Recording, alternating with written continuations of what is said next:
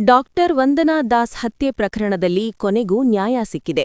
ಇಡೀ ದೇಶವನ್ನೇ ಕಂಗೆಡಿಸಿದ್ದ ಈ ಭೀಕರ ಕೊಲೆ ಪ್ರಕರಣದ ಅಪರಾಧಿ ಸಂದೀಪ್ಗೆ ಕೊಲ್ಲಂ ಕೋರ್ಟ್ ಜೀವಾವಧಿ ಶಿಕ್ಷೆ ವಿಧಿಸಿದೆ.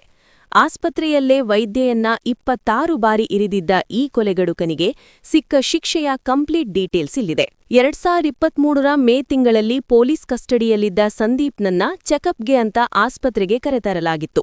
ಆ ವೇಳೆ ಡ್ರೆಸ್ಸಿಂಗ್ ರೂಂನಲ್ಲಿದ್ದ ಕತ್ತರಿಯನ್ನ ಕಿತ್ಕೊಂಡ ಈತ ಕರ್ತವ್ಯದಲ್ಲಿದ್ದ ಯುವ ವೈದ್ಯೆ ವಂದನಾ ದಾಸ್ ಮೇಲೆರಗಿದ್ದ. ಬರೋಬ್ಬರಿ 26 ಬಾರಿ ಇರಿದು ಆಕೆಯ ಪ್ರಾಣ ತೆಗೆದಿದ್ದ. ಅಷ್ಟೇ ಅಲ್ಲ, ತಡೆಗೆ ಬಂದ ಪೊಲೀಸ್ ಅಧಿಕಾರಿಗಳ ಮೇಲೂ ಹಲ್ಲೆ ಮಾಡಿದ್ದ. ವೈದ್ಯೆ ಸ್ಥಳದಲ್ಲೇ ಮೃತಪಟ್ಟಿದ್ರು.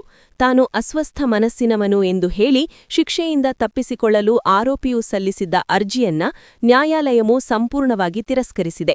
ಐಪಿಸಿ ಸೆಕ್ಷನ್ 84ರ ಅಡಿ ಇಂತಹ ಕ್ರೂರ ಕೃತ್ಯಕ್ಕೆ ರಕ್ಷಣೆ ಸಿಗುವುದಿಲ್ಲ ಎಂದು ನ್ಯಾಯಾಧೀಶರು ಸ್ಪಷ್ಟಪಡಿಸಿದ್ದಾರೆ. ನ್ಯಾಯಾಧೀಶ ಪಿಎನ್ ವಿನೋದ್ ಅವರು ಸಂದೀಪ್ಗೆ ಜೀವಾವಧಿ ಶಿಕ್ಷೆ ಜೊತೆಗೆ ಕೊಲೆಯತ್ನಕ್ಕಾಗಿ 10 ವರ್ಷ, ಸಾಕ್ಷ್ಯ ನಾಶಕ್ಕಾಗಿ 2 ವರ್ಷ ಹೀಗೆ ಹಂತ ಹಂತವಾಗಿ ಶಿಕ್ಷೆ ವಿಧಿಸಿದ್ದಾರೆ.